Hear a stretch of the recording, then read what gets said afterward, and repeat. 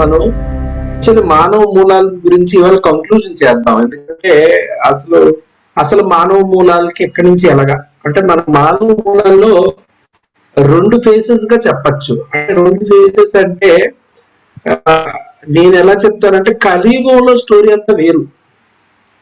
మనం కలియుగం ముందు త్రేతాయుగము, ద్వాపరయుగం, త్రేతాయుగం అని అంటే గనక మన సనాతన ధర్మంలోకి వెళ్తాం. కలియుగంలో ఏమైపోయిందంటే కృష్ణుడు ఆయన చెప్తుంటాడు, అంటే కరెక్ట్ కృష్ణుడు బాడీ వెకేట్ చేసినప్పుడు ఏం చెప్తారంటే నేను వెళ్ళిపోయిన దగ్గర నుంచి కలి అనేది స్టార్ట్ అవుతుంది. అంటే కలికాలం అనేది మనం ఎలా లెక్క తీసుకుంటాం అంటే కృష్ణుడు నిర్యాణం పొందిన దగ్గర నుంచి మన కలియుగం లెక్కలోకి వస్తుంది. అంటే కృష్ణుడు చెప్పారు, అంటే కృష్ణుడు అంటే ద్వాపరయుగం ఎప్పుడు ముగుస్తుంది అంటే కృష్ణుడు బాడీ వెకేట్ చేసిన దగ్గర నుంచి ద్వాపరయుగం అనేది స్టార్ట్ అవుతుంది. సారీ, ద్వాపరయుగం పోయి కలియుగం స్టార్ట్ అవుతుంది. అంటే కృష్ణుడు సుమారుగా 3000 చిల్లర సంవత్సరాలు అంటే ఇప్పటికి లెక్కేసుకుంటే 5000 సంవత్సరాలు అవుతుంది. 3000 సంవత్సరాలు బీసీ బిఫోర్ క్రైస్ట్ అంటే కనుక ఆ తర్వాత 2 సంవత్సరాలు 5000 సంవత్సరాల నుంచి మనకి స్టార్ట్ అయింది. కలికాలంలో ఏమైందంటే మనుషులు లేరు. నిజంగా చెప్పాలంటే మనుషులు కలికాలం ముందే ఉన్నారు. మానవులు అనేది కలికాలం ముందు ఉన్నారు. ఇప్పుడు ఏమేమంటే మనం మారిపోయాం. హ్యూమన్ కాదు, హ్యూమనాయిడ్స్. ఆ హ్యూమనాయిడ్స్ కింద ఎలాగ మారిపోయామంటే మనము కలికాలం ఎంటర్ అయ్యే ముందు భూమి మీద ఒక దారుణమైన సంఘటనలు జరిగినాయి. అంటే చాలా డిజాస్టర్స్ అయినాయి అన్నమాట. ఆ డిజాస్టర్స్ అయినప్పుడు అంటే ఒక న్యూక్లియర్ వార్స్ అనేది జరిగినాయి. న్యూక్లియర్ వార్ జరిగింది అనే ప్రూఫ్ ఏంటంటే మన హరప్ప మొహంజదార్లోని చూస్తే కనుక హరప్ప మొహంజదారే కాదు, ఈజిప్ట్ లో కూడా ఈ ప్రాంతాల్లో చూస్తే కనుక మనకి ఇసుక లోపల గాజు, అంటే ఎప్పుడైతే ఎక్కువ వేడి ఉంటుందో ఆ వేడి వల్ల కొన్ని అంటే ఖనిజాలు ఏమిటంటే ఒక గాజు రూపంలో, క్రిస్టల్ రూపంలో మారిపోతాయి. అంటే అత్యంత వేడిలోనే ఇలా మారతాయి. అంటే సైంటిఫిక్ ఎవిడెన్స్ ద్వారా తెలిసింది ఏంటంటే ఈ మొత్తం భూమి మీద మానవ మూలాలు బలంగా ఉన్నవి, అంటే మానవ మూలాలు ఉన్న ప్రాంతాల్లో, అంటే సివిలైజేషన్ బాగా అభివృద్ధి చెందిన ప్రాంతాల్లో పూర్తిగా వాళ్ళని వైపౌట్ చేయడం జరిగింది, అంటే నాశనం చేయడం జరిగింది. అంటే సివిలైజేషన్ భూమి మీద, అంటే మేజర్ సివిలైజేషన్స్, ఏన్షియన్ సివిలైజేషన్ 2 ప్రాంతాల్లోనే సమృద్ధిగా ఉన్నాయి. ఒకటి Mohenjodaro Harappa, as well as Egyptian civilization. అంటే western world Egyptian civilization, eastern world Mohenjodaro Harappa అనేది. అంటే మిగతా ప్రాంతాల్లో కూడా నోమాడ్స్ కింద రకరకాల, అంటే ఇప్పుడు ఎలాగైతే ఆస్టిక్స్, మాయన్స్ లాగా రకరకాలుగా ఉన్నప్పటికీ కూడా ఉన్నత స్థితిలోని ఈ 2 ప్రాంతాల్లో ఉన్నాయి. అయితే ఇవన్నీ ఎప్పుడు ఉన్నాయంటే సుమారుగా 3000 BC బిఫోర్ క్రైస్ట్ నుంచి, అదే ఒక అటు ఇటుగా అంటే ఒక 1500 సంవత్సరాలు అటు ఇటుగా ఇవన్నీ అంటే ఈ రెండిట్లో కూడా ఒకే సమయంలో నాశనం చేయబడినాయి. అంటే ఈ మానవ మూలాలు పూర్తిగా నాశనం చేసి కొత్త హ్యూమనాయిడ్ ఒరిజిన్స్ అనేది మేనిఫెస్ట్ చేయడం అనేది జరిగింది. అందుకే మనం హ్యూమన్ బీయింగ్ కాదు, హ్యూమనాయిడ్స్. బట్ అన్ఫార్చునేట్లీ పరమ గురువులు ఏం చేశారంటే సంబాల పరమ గురువులు కొంతమందిని దాచిపెట్టారు. హిమాలయ ప్రాంతాల్లో హ్యూమన్ అంటే అంటే ఏది సూర్యవంశకు సంబంధించింది, లేదంటే చంద్రవంశం, 2 లీనేజ్లు కూడా ఉన్నాయి. అంటే రాముడితో వచ్చిన సూర్యవంశం లీనేజ్ ఉంది, కృష్ణుడితో వచ్చిన చంద్రవంశం లీనేజ్లు మన హిమాలయాల్లో దాచిపడ్డాయి. మన హిమాలయ ప్రాంతం తరలించబడినాయి కొన్ని. ఆ లీనేజ్ కంటిన్యూ అవుతూ భూమి మీద మళ్ళీ అది ప్రజ్వలింపజే, అంటే మన ముఖ్యంగా భారతదేశంలో, అందుకే అంటారు ఏంటంటే భారతదేశంలో మంది హెల్దీ డిఎన్ఏ ఉంది. అంటే ఒరిజినల్ డిఎన్ఏ, హ్యూమన్ డిఎన్ఏ ఏదో రకంగా డైరెక్ట్ గా ఇండైరెక్ట్ గా ఎక్కువ శాతం మనకి హ్యూమన్ డిఎన్ఏ ఓన్లీ అది భారతదేశంలోనే లభిస్తుంది అన్నమాట. అసలు వీటిని ఇప్పుడు చెప్తున్న ఈ 3 బుక్కుల్లో చెప్పిన దానికి నేను కొద్దిగా డీటెయిల్ గా ఇవాళ మనం చూస్తే హ్యూమన్ ఒరిజిన్స్ గురించి ముందుకెళ్తాం. అంటే హ్యూమన్ ఒరిజిన్స్ అనేది అంటే వీళ్ళే మన భూమి మీద ఈవిల్ మ్యాట్రిక్స్. అంటే వాళ్ళ స్వలాభం గురించి, వాళ్ళ స్వార్థం గురించి కొన్ని హ్యూమనాయిడ్స్ రేసెస్ ని క్రియేట్ చేశారు. ఆ హ్యూమనాయిడ్ రేసెస్ వీళ్ళు ఎవరంటే లైరా డ్రాకోనియన్ వార్స్. అంటే వీళ్ళు అనునాకిని, అంటే ఒక ఉన్నత తలంలో ఉన్న అంటే సుమారుగా చెప్పాలంటే 5వ తలంకి సంబంధించిన భౌతిక స్థాయిలో ఉన్నవాళ్ళు. అంటే నిజానికి 5వ తలంకి వెళ్ళినప్పుడు భౌతిక స్థితి ఉండదు. అంటే ఎస్ట్రల్ బాడీస్ తోటి, అంటే ఎనర్జీ బాడీస్ తో ఈథరిక్ అండ్ ఎస్ట్రల్ బాడీస్ కలిగి ఉంటారు. కాకపోతే కానీ కొన్ని మానవేతర సంబంధించిన జీవులు, మానవేతర అంటే మానవకి పూర్తిగా దివ్య మానవులు, అంటే మానవ సంతతికి ప్రతికూలంగా ఉండే కొన్ని అంటే డెమోనిక్ ఎంటిటీస్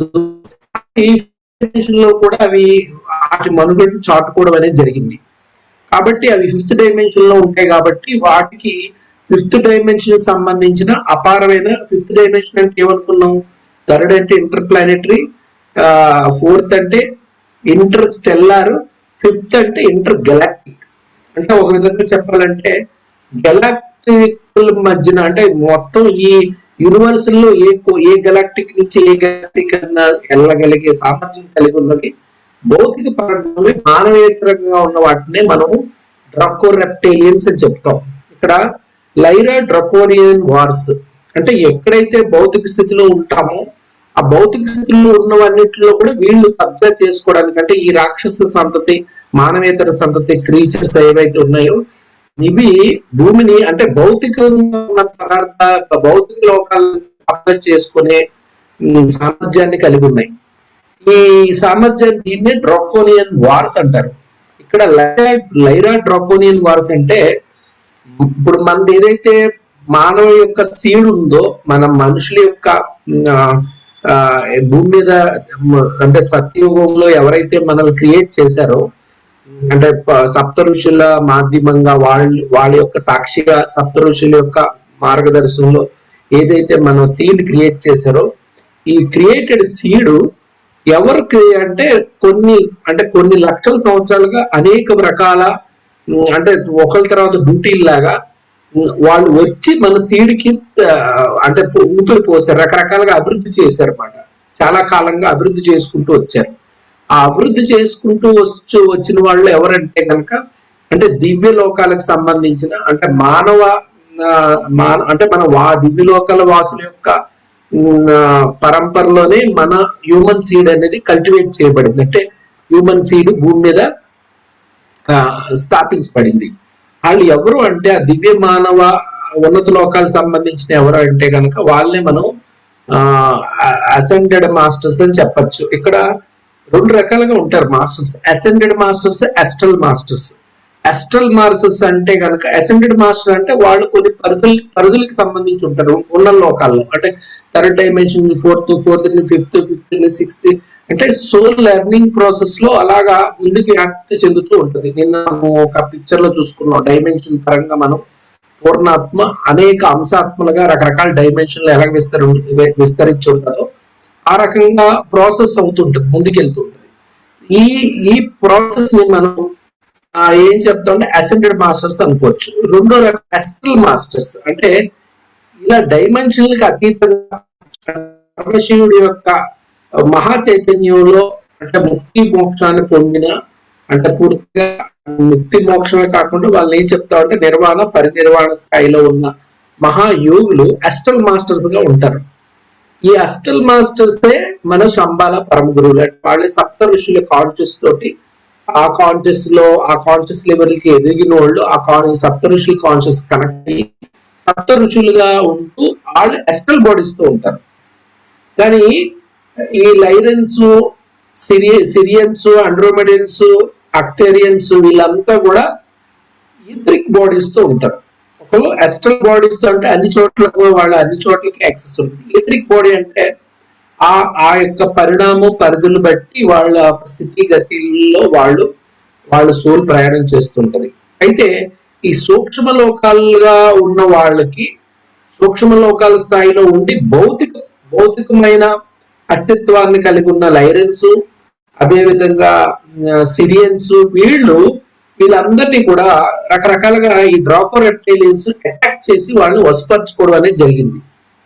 అంటే ఇవేంటి కాన్స్టలేషన్స్ అంటాం. కాన్స్టలేషన్, లైరా కాన్స్టలేషన్ అంటే లైరా అనే ఒక ప్రాంతంలో, అంటే గెలాక్టిక్ ప్రాంతంలో అక్కడ అనేకంగా ఉంటాయి స్టార్స్. అనేక స్టార్ అంటే లైరా, అదంతా లైరెన్సే ఉంటారు రకరకాలుగా.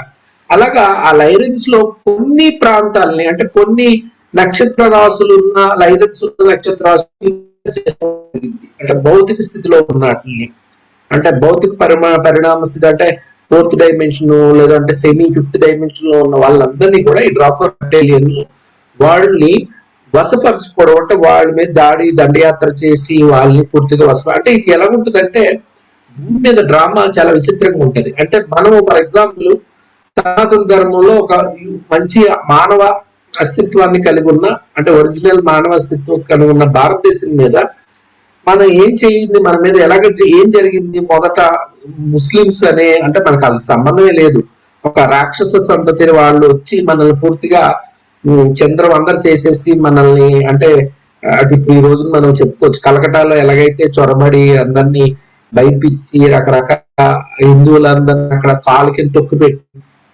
ఈ ముస్లిమ్స్ మూకలు ఏ విధంగా హిందూ జనాల్ని భయపెట్టి అంటే రాజ్యాధికారులు సైతం వాళ్ళు కబ్జా చేసుకొని ఆడవాళ్ళు మానభంగాలు చేయడం, రేపులు చేయడము, రకరకాల దుర్మార్గాలు చేయడం, వాళ్ళకి నచ్చిన విధంగా ఒక రాక్షసత్వంతో ఎలాగైతే విస్తరించున్నారో ఇదే రకంగా భూమి మీద కూడా జరిగింది. అంటే మన భారతదేశం మీద కూడా ఇప్పుడు మనకి బెంగాల్ అంటే ఒక శాంపుల్, మొత్తం భారతదేశం అంతా అలాగే జరిగింది. ఇంకా అంతకంటే దారుణంగా ఈ మొదట ముస్లిమ్స్ తర్వాత వాళ్ళు ఒక కొంతకాలం తర్వాత వాళ్ళు కొద్దిగా వాళ్ళ జనరేషన్స్ లో ఒక 4-5 జనరేషన్ వాళ్ళు కొద్దిగా స్థిమిత పడినప్పుడు మళ్ళీ వాళ్ళ మీదకి ఈ బ్రిటిషర్స్ వచ్చారు. బ్రిటిషర్స్ వచ్చి కొలోనియల్స్ వాళ్ళు వచ్చి మళ్ళీ వాళ్ళు అంటే ఇక్కడ ఏదైనా నష్టం ఎవరు జరిగింది భారతీయులకి సనాతన ధర్మంతో హ్యూమన్ హెరిటేజ్ ఉన్నది. హ్యూమన్ హెరిటేజ్ అంటే ప్యూర్ హ్యూమన్ డిఎన్ఏ ఉన్న మనదంతా రకరకాలుగా కంగాలి అయ్యి రప్చర్ అయ్యి పూర్తిగా నాశనం చేయబడింది. ఆల్మోస్ట్ మనము అసలు హిందువులు అంటే తెలీదు, సనాతన ధర్మం అంటే తెలీదు, మన డిఎన్ఏ గొప్పతనం తెలీదు, మనం మానవుల యొక్క సంతతితో ఇప్పటికీ మిగిలి ఉన్నాం భారతీయులుగా అంటే సనాతన ధర్మ పరంగా ఉన్నాం అనేది కూడా మనకి తెలియక మనం అడ్డదిడ్డంగా చాలా కన్ఫ్యూజ్డ్ తోటి మెటీరియలిజం తోటే బతుకుతున్నాం అందరం కూడా.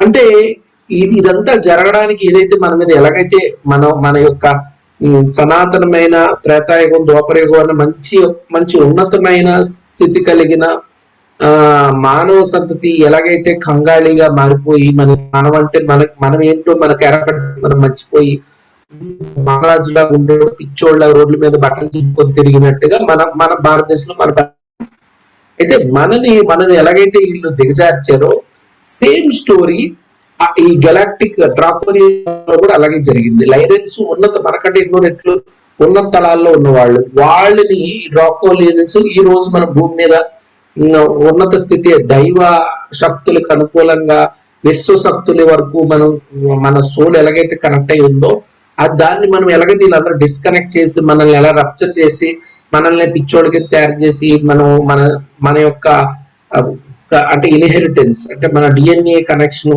సనాతన ధర్మం ద్వారా ఉన్నటువంటి అటు త్రేతాయుగ నుంచి కనెక్షన్ మనం ఎలాగైతే డిస్కనెక్ట్ అయిపోయి మనము ఏమీ కాదు అనే ఒక పిచ్చోళ్ళ తయారయ్యాము, అంటే మెటీరియల్ భౌతికవాదంలో ఇరుక్కుపోయి ఇప్పుడు ఏ రకంగా మనం ఒక విచిత్రమైన జంతువులుగా భూమి మీద మారిపోయాము అదే పరిస్థితి వీళ్ళకి కూడా లైరెన్స్ కి అలాగే కొన్ని ప్రాంతాల్లో సిరియన్స్ కి వీళ్ళందరికీ జరిగింది. ఇది ఎవరు చేశారు వీళ్ళు అంటే కనుక భూమి మీద ఎవరైతే మూలకారకులు వీళ్ళ వెనకాల ఎవరున్నారు వాళ్ళే వాళ్ళకి కూడా చేశారు, ఇవన్నీ పరిస్థితికి కారణమయ్యారు.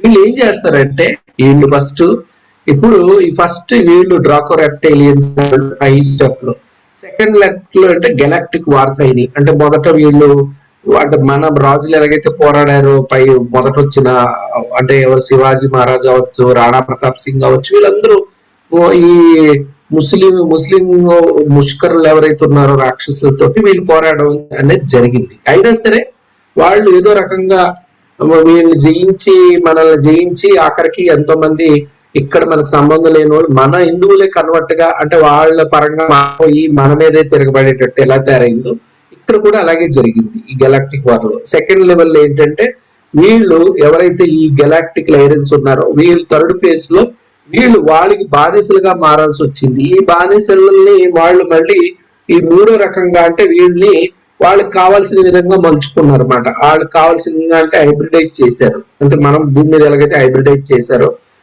మనం కూడా మన భారతదేశంలో కూడా సనాతన ధర్మంలో అంటే మన హిందూ ధర్మంలో చెప్తుంటారు పెద్దలు, అది ఇప్పుడు అన్ని కరెక్ట్ అనిపిస్తుంది మనకి. కులము, గోత్రము, మనకి అన్ని ఒక పద్ధతులు ఏవైతే ఉన్నాయో అవన్నీ ఉన్నాయి అంటే కనుక మనలో ఇంకా ఒరిజినల్ డిఎన్ఏ ఉన్నట్టే. లేదు అవన్నీ డిస్కనెక్ట్ అయిపోయినాయి అంటే మనం కరెక్ట్ అయిపోయినట్టే. అంటే ముఖ్యంగా ఇక్కడ ఉన్న క్రిస్టియన్స్, ముస్లిమ్స్ ఎవరైతే వీళ్ళందరూ కూడా వాళ్ళ డిఎన్ఏ కరెక్ట్ అయిపోయింది, వాళ్ళు హ్యూమన్ డిఎన్ఏతో లేరు, వాళ్ళు ఆల్రెడీ కరప్టెడ్ డిఎన్ఏ హ్యూమనాయిడ్స్ కింద చెప్తాం. అయితే మనకి నాలెడ్జ్ లేకపోయినా మనం ఒరిజినల్ డిఎన్ఏలో కన్వర్ట్ అవ్వని వాళ్ళు కూడా అందరూ కూడా ఒరిజినల్ డిఎన్ఏ తోటి క్యారీ ఫార్వర్డ్ అవుతున్నారనే చెప్పచ్చు. ఇక్కడ వీటికి మరికొద్ది వివరంగా కంక్లూజన్కి వెళ్దాం. అంటే దీన్ని బైబిల్లోని ఫాలెన్ ఏంజల్స్ అని చెప్తారు.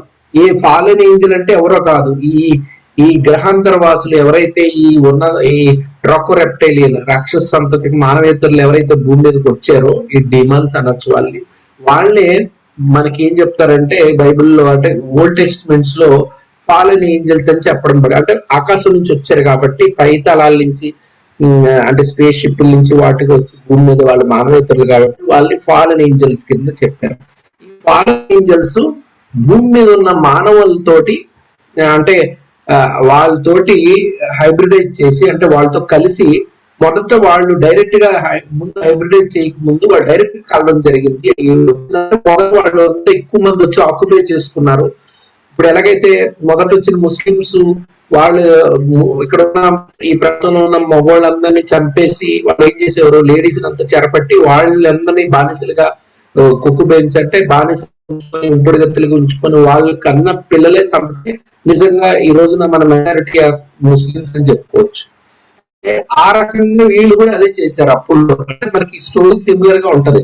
మొదటి మానవ భూమి మీద వచ్చిన వాళ్ళు, ఈ ఫాలిన్ ఏంజల్ వచ్చిన వాళ్ళు భయంకర అడుగులు ఉంటారు వాళ్ళు, ఈ డ్రాకో రెప్టిలియన్స్.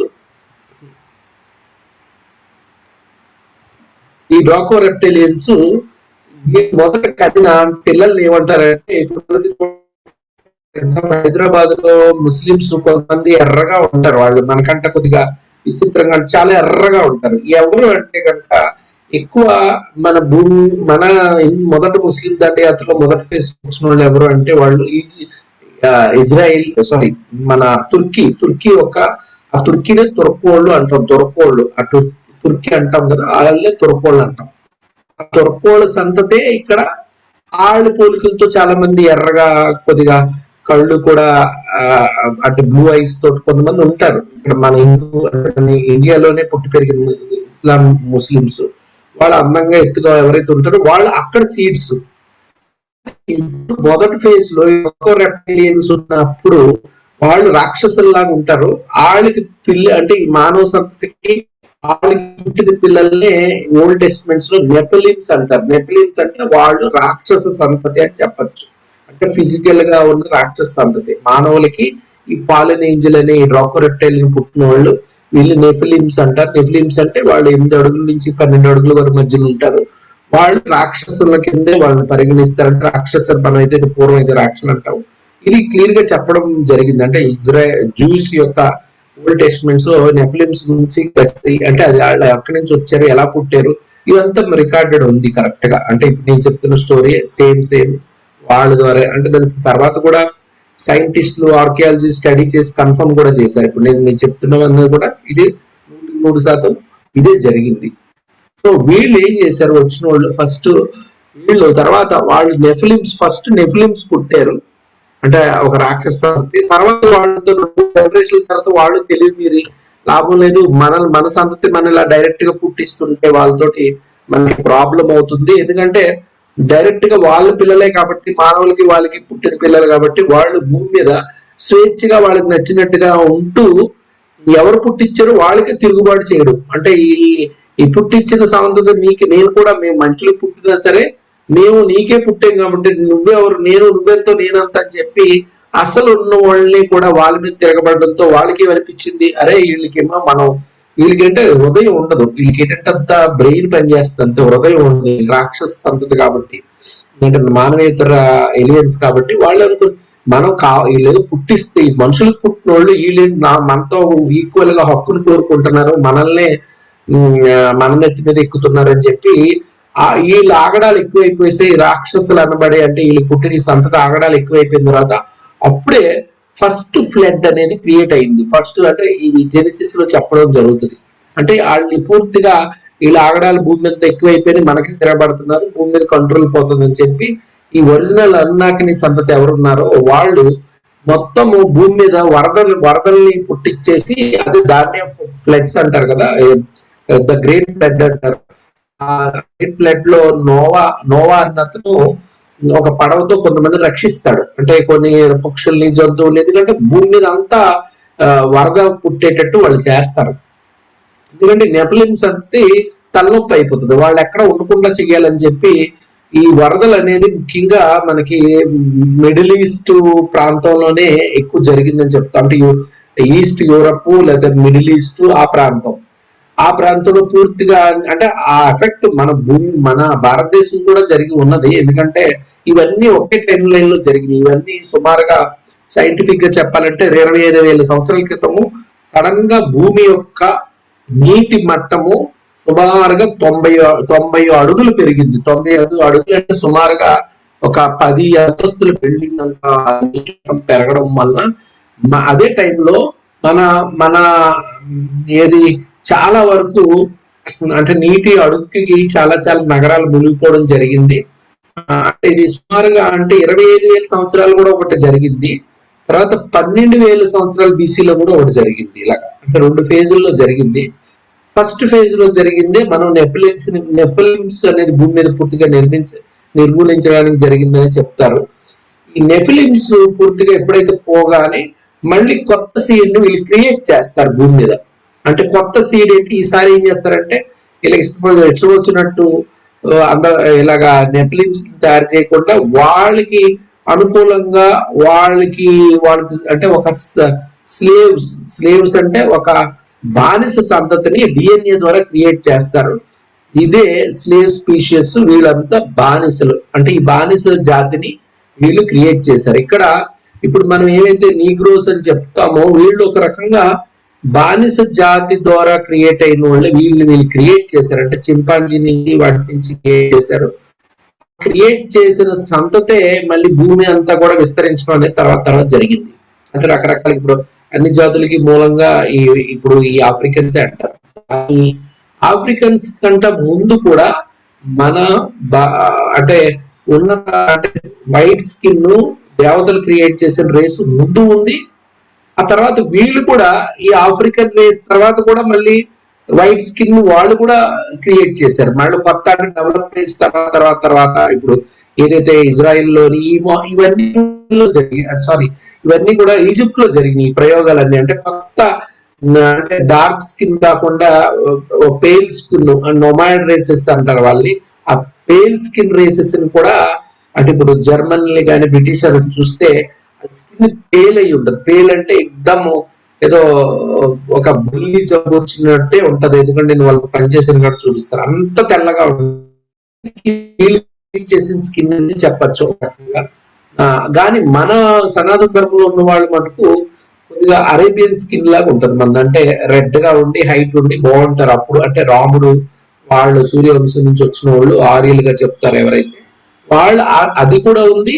తర్వాత ఈ నీగ్రో స్కిన్స్ కూడా భూమి మీద, ఈ నీగ్రో స్కిన్ ముఖ్యంగా చెప్పడం అనేది ఇది అబార్జినల్ గా ఉంది. అంటే భూమి మీద నోమాడ్స్ కింద ఉన్నారు వీళ్ళు, దాన్నే డెవలప్ చేసి అంటే అదే ప్యారలర్ గా డెవలప్ చేసి భూమి మీద వాళ్ళు కంటిన్యూ అంటే ప్యారలర్ గా వీళ్ళు క్రియేట్ చేసి ఒక స్లేవ్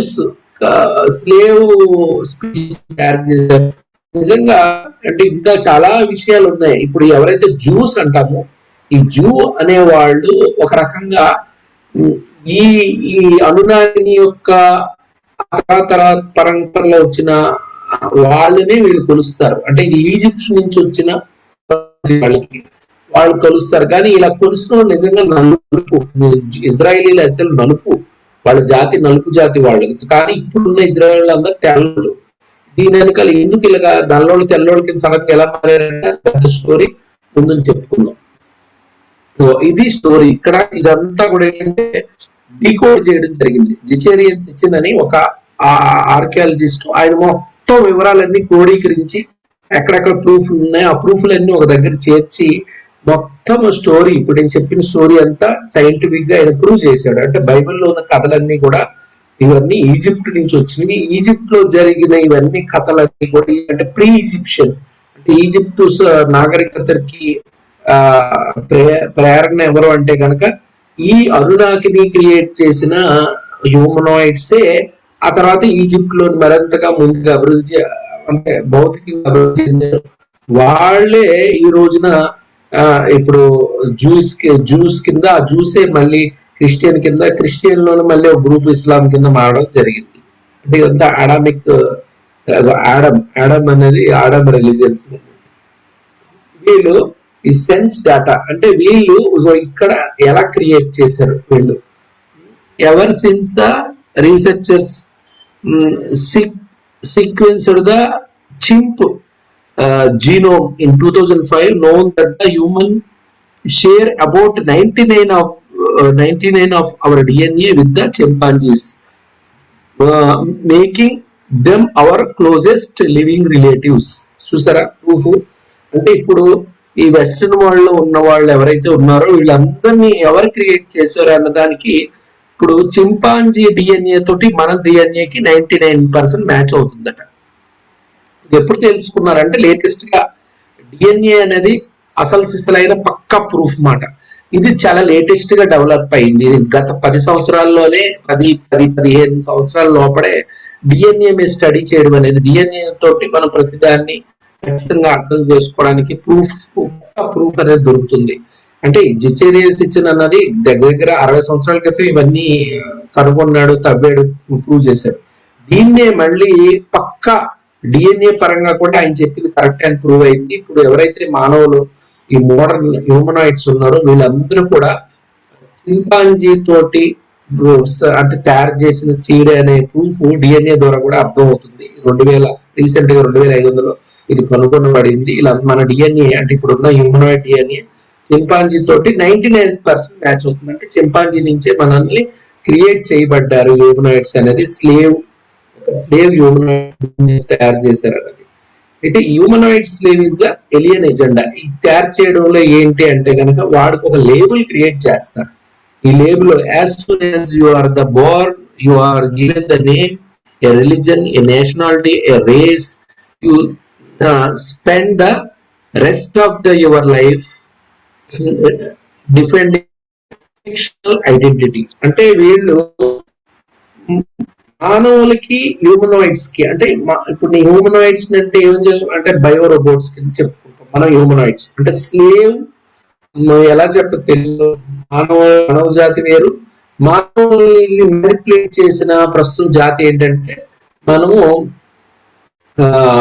హ్యూమనాయిడ్స్ అంటే మనం ఎలా చెప్పచ్చు అంటే పూర్తిగా మానవేతర జీవులుగా చెప్పచ్చు మనం ఒక విధంగా. అంటే మనం అటు కాదు ఇటు కాదు, పూర్తి హ్యూమన్ బీయింగ్ కాదు, రోబోట్స్ కాదు, మధ్యలో ఉన్నాం. ఎందుకంటే మనల్ని వీళ్ళు మనకి కొన్ని ఇవ్వబడినాయి, మనం రేసు, రిలీజన్ ఇవన్నీ మన ఒక బార్ కోడ్ లా చేసేసి ఒక మనిషిని అంటే భూమి మీద వీళ్ళ యొక్క అరుణాకి మనల్ని ఎప్పుడు స్లీవ్స్ గా ఉంచాలి అంటే గనక మనల్ని డివైడ్ అండ్ రూల్ కింద మార్చాలి. కాబట్టి మనల్ని డివైడ్ చేసి రూల్ చేయాలని చెప్పి దానికి ఒక దేవుడిని క్రియేట్ చేసి ఒక బైబిల్ పట్టుకొని, అంటే వీళ్ళు క్రిస్టియన్స్, వీళ్ళు ఇస్లాం అని ఇవన్నీ ఈ రిలీజన్స్ క్రియేట్ చేసింది కూడా అందరూ వీళ్ళే. అంటే ముఖ్యంగా మన రిలీజన్, వెస్టర్న్ రిలీజన్స్ ఏవైతే ఇవన్నిటి ఐడెంటిఫికేషన్ అంటే జనాల మధ్యన వ్యత్యాసం ఉంటేనే వాళ్ళు ఎప్పుడు తన్నుకు చేస్తారు, గురించి కొట్టుకు చేస్తారు. అంటే మానవీయ తత్వం లేదంటే వాళ్ళ దివ్యత్వం అనేది పూర్తిగా మర్చిపోతేనే వాళ్ళు కొట్టుకోగలుగుతారు. కొట్టుకుంటేనే వాళ్ళు మర్చిపోగలిగితేనే కొట్టుకుంటారు. కాబట్టి వాళ్ళు కొత్త ఒక రిలీజియన్ ని పరిచయం చేయడం ఇవన్నీ యాక్చువల్ గా ఈజిప్ట్ లోనే జరిగినాయి. ఆ ఈజిప్ట్ ఫార్ములానే ఇప్పటికి నడిపిస్తున్నారు ఇవన్నీ. అంటే మొదట అనునాకిని క్రియేట్ చేసిన వాళ్ళని ఎలా కంట్రోల్ చేసి ఒక బానిసలుగా మార్చి వాళ్ళ మీద ఆధారపడి పెత్తనం చెలాయిస్తూ వాళ్ళని కంట్రోల్ చేస్తూ భూమి మీద ఈ అంటే ఉన్నత స్థితిలో ఉంటూ వాళ్ళు ప్రభువులుగా భూమిని అంతా కంట్రోల్ చేసేది ఏదైతే ఈజిప్ట్ నుంచే స్టార్ట్ అయింది వెస్టర్న్ వరల్డ్. ఆ తర్వాత మనకి మన ఇటేపు అనేది మన భారతదేశం కూడా వాళ్ళు దండయాత్రలు మనల్ని కూడా మట్టు పెట్టడానికి ప్రయత్నించారు. చాలా వరకు సఫలీకృతం అయ్యారు, మనల్ని కన్ఫ్యూజ్ చేయడం. వీళ్ళు టార్గెట్ ఎలా ఉంటదంటే, ఇది మెయిన్ ఇంపార్టెంట్.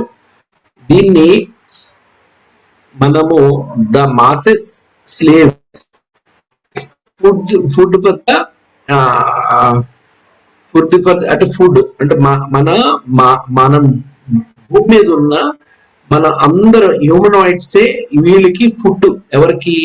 ఈ డ్రాకో రెప్టైలియన్స్. ఫుడ్ అంటే మీరు అనుకుంటే అదేంటంటే ఫుడ్ ఎలాగండి అంటే, ఈ డ్రాకో రెప్టైలియన్ మానవేతర క్రీచర్స్ ఉన్నత స్థితిలో ఉన్నారు, కానీ వాళ్ళకి అన్ని తెలుసు, కానీ వాళ్ళకి ఎనర్జీ ఉండదు. అంటే దివ్య శక్తి అంటే వాళ్ళు కూడా ఉన్నత స్థితికి ఉన్నతానికి ఎదగాలి అంటే దైవిక శక్తి అంటే దివ్య శక్తి అనేది వాళ్ళకి అవసరం. కానీ వాళ్ళు ఒక రోబోట్స్ టైప్ అంటే బయో రోబోట్స్. వాళ్ళలోని ఆ దైవిక శక్తిని వాళ్ళు ఏదో రకంగా వాళ్ళు పొందగలిగితే వాళ్ళకి పనులు అవడానికి రక్తాన్ని చెందిస్తాము, బలిస్తాము. ఆ రకంగా వీళ్ళు కూడా కొన్ని రకాలుగా ఉన్నత స్థాయిలో ఉన్నత తలాలకి అభివృద్ధి చెందడానికి కొన్ని రకాల వాళ్ళకి ఎనర్జీ సిస్టమ్, వాళ్ళ ఆరా అనేది ఇంప్రూవ్ చేసుకోవాలి. దానికి గాను దేని నుంచి ఆ ఎనర్జీ పొందగలుగుతారు అంటే, అది మన నుంచి ఆ ఎనర్జీని పొందగలుగుతాం. ఇది ఎలాగుంటుందంటే, మన చిన్నప్పుడు వినేవాళ్ళు మా ఫ్యామిలీస్ లో కొంతమంది, మా మామ చిన్నప్పుడు నేను విన్నాను ఏంటంటే కౌసు పెట్ట అంటే అదొక బర్డ్ స్పీషియస్, మంచి వాల్యుబుల్. ఇప్పుడు అది దొరకట్లేదు కూడా. అంటే అది కొంగలాగా ఉంటది కౌసు పెట్ట.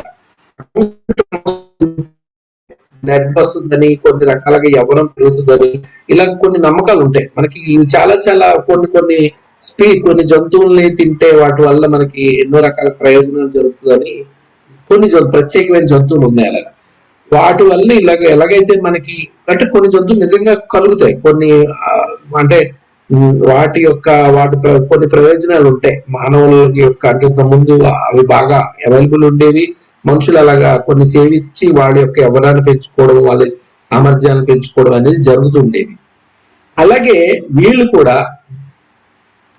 అలాగే మన యొక్క శక్తిని తీసుకోవడం అనేది, అంటే మన ఎనర్జీ ఒక ఎప్పటికప్పుడు వాడుకుంటూ వాళ్ళ స్థాయి స్థితిని పెంచుకోవడానికి కొన్ని రకాలుగా అనేది వాళ్ళకి ఆ సిస్టమ్ లో భాగంగా మనకి ఏం చేస్తారంటే, మనం స్లేవ్సే కాబట్టి వాళ్ళ అండర్లో ఉన్నాం కాబట్టి మనల్ని ట్యాంపర్ చేస్తారు. అంటే భూమి మీద ఎప్పుడు ఏదో క్రైసిస్, కష్టము, నష్టము, దుఃఖాలు, దరిద్రాలు ఇవన్నీ ఎప్పుడైతే భూమి మీద ఉంటాయో, మనము బాధపడినప్పుడు ఫీల్ అయినప్పుడు, మనం ఏదైనా బాధపడినప్పుడు ఎనర్జీ ఏం చేస్తామో ఎనర్జీ కోల్పోతాం. అంటే ఏదైనా సఫర్ అవుతున్నప్పుడు ఎనర్జీ పోతుంది, మళ్ళీ ఎగ్జాస్ట్ అయిపోతుంది. స్ట్రెస్ ఇవేం జరిగినా మళ్ళీ ఎనర్జీ ఎవరో తోడేసినట్టు పోతుంది. అదే ఆనందంగా ఉన్నాము, ఒక మంచి సంగీతం విన్నాము, లేకపోతే మంచి ఆహ్లాదకర ప్రాంతంలో ఉన్నప్పుడు మనకి ఎనర్జీ పెరుగుతుంది, మన ఎనర్జెటిక్ గా ఫీల్ అవుతాం. కానీ ఈ ఎనర్జీ ఎప్పుడు కూడా ఒక ప్రిన్సిపల్ ఉంది ఫిజికల్ గా. అంటే ఫిజిక్స్ లో ఏం చెప్తారంటే, energy cannot be destroyed, cannot be created. అంటే ఎనర్జీ మనం నాశనం చేయడానికి లేదు, దాన్ని కొత్తది క్రియేట్ చేయడానికి లేదు. అంటే ఎనర్జీ కెన్ బి ట్రాన్స్ఫర్డ్. అంటే మన నుంచి ఎనర్జీ మనం డిస్గస్ ఫీల్ అయ్యి మన నుంచి ఎనర్జీ కోల్పోతున్నాం అంటే మన నుంచి బయటికి వెళ్తుంది, లేదా మనం హ్యాపీగా పొందుతున్నాం అంటే మన బాడీ ఎనర్జీ తీసుకుంటుంది. అంటే ఎనర్జీ వెళ్ళడం, పైకి వెళ్ళడం, రావడం జరుగుతుంది. కాబట్టి మనం ఎప్పుడైతే డిస్ట్రెస్ అవుతామో, మనకి రకరకాల ఇబ్బందులతోటి స్ట్రెస్ లో పడతామో, భయము, ఆందోళన వీటిలో ఉన్నప్పుడు మన ఎనర్జీ కోల్పోతాం. అలా భూమి మీద అందరు ఎనర్జీలు ఎప్పుడైతే ఎగ్జాస్ట్ అవుతారో ఆ ఎనర్జీలు వాళ్ళు ట్యాప్ చేసుకుంటారు. అంటే ఇది కూడా కాన్స్పిరసీ. అంటే వాళ్ళు ఆ ఎనర్జీ వాళ్ళకి అవసరం. వాళ్ళకి దీనివల్ల రెండు ఉపయోగాలు ఉన్నాయి. ఒక ఎప్పటికప్పుడు మన ఎనర్జీని సేవించడానికి, అమ్మవార్ల లాగా మన బలి తీసుకొని మన రక్తాన్ని తాగడం లాగా వాళ్ళ ఎనర్జీ సేవించడానికి వాళ్ళకి ఒక అవకాశం కదులుతుంది. మన కష్టాలు, దుఃఖాలు, తిప్పలు, యుద్ధాలు, భయాలు ఇవన్నీ క్రియేట్ చేయడం వల్ల మరో రకంగా ఏంటంటే, మనం ఎప్పుడు ఎనర్జీ కోల్పోయినప్పుడు ఏంటంటే మనం ఒక బానిసలకి మన ఆత్మతత్వాన్ని తెలుసుకోవడానికి అవకాశం ఉంటుంది. ఎందుకంటే మనకి వీక్ అయిపోతాయి కాబట్టి మనం ఉన్నత తలాలకి, అంటే సిద్ధులు ఉన్నత తలాలకు సంబంధించిన ఇన్ఫర్మేషన్ మనకి డిస్కనెక్ట్ అయిపోతుంది. అది ఉండడం కూడా అదే కావాలి వాళ్ళు. అంటే వాళ్ళకి రెండు రకాలుగా, మనము ఎప్పటికీ స్లేవ్ కింద భూమి మీద ఈ కాల కర్మ చక్రాల్లో ఉండేటట్టు వాళ్ళు మనల్ని ఉంచడం అనేది వాళ్ళ ఉద్దేశం. ఎందుకంటే వాళ్ళకి కోడి పెట్టని పెంచుకున్నాం అంటే గుడ్డు పెడుతుందని అది వదిలేవు. ఇంట్లో ఫుడ్ పెట్టచ్చు తప్ప, ఒకవేళ ఫుడ్ పెట్టి ఇంటికి రాకపోయినా ఎత్తుక్కొని మీద తెచ్చుకుంటాం. సో వీళ్ళు కూడా మనల్ని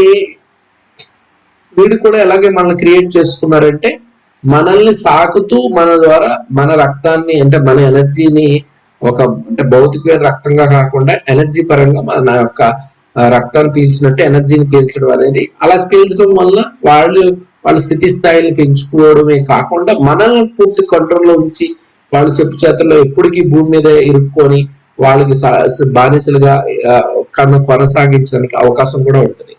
దాన్ని ఇవేంటంటే ఎలాగ వీళ్ళు ఆర్డర్ చేస్తున్నారంటే, దీనికి ఫస్ట్ ఆర్డర్ ఏంటంటే డెమి అర్జ్ అంటే మనల్ని డెమి అర్జ్ అంటే దీన్ని తెలుగులో ఎలా చెప్పచ్చు అంటే ఒక వాంఛ అంటే మనకి అంట కదా, మనకి భౌతిక వికారాలని చెప్తాం అంటే కామము, క్రోధము, లోభము, మదము, ఇవన్నిటిని డెమి అర్జ్ అని చెప్తాం. అంటే అర్జ్ అంటే ఆ పొందాలని కోరిక, డెమి అంటే అది నకారాత్మకమైంది. ఈ నకారాత్మకమైన మనం కోరిక ఏదైతే మనకి ఉంటుందో బై డిఫాల్ట్ మనలో ఒక రకమైన మానవుల్లో ఉంటుందో దానికి రిలేటెడ్ గా భూమి మీద వాళ్ళు పరిస్థితులు క్రియేట్ చేస్తుంటారు. ఈ డెమి అర్జ్ని ఎప్పటికప్పుడు భూమి మీద క్రియేట్ చేయడానికి ఈ యొక్క డ్రాకో రెప్టైలియన్ కి కొన్ని రకాల హైబ్రిడైజ్డ్ వాళ్ళకి సంబంధించిన డైరెక్ట్ గా వాళ్ళు క్రియేట్ చేసిన సంతతి, మానవేతర సంతతి, దాన్ని ఆర్కన్స్ అంటారు. వాళ్ళు ఆర్కన్స్ అంటే కనుక అవి ఈ ఆర్కన్స్ ఇంకో రకంగా చెప్పాలంటే వాచర్స్ అని అంటారు, వాచర్స్ అని చెప్తారు. అంటే వీళ్ళు డెమి అర్జ్ని ఎప్పటికప్పుడు క్రియేట్ చేయడంలో భూమి మీద వీళ్ళు కీలక పాత్ర వహిస్తుంటారు. ఈ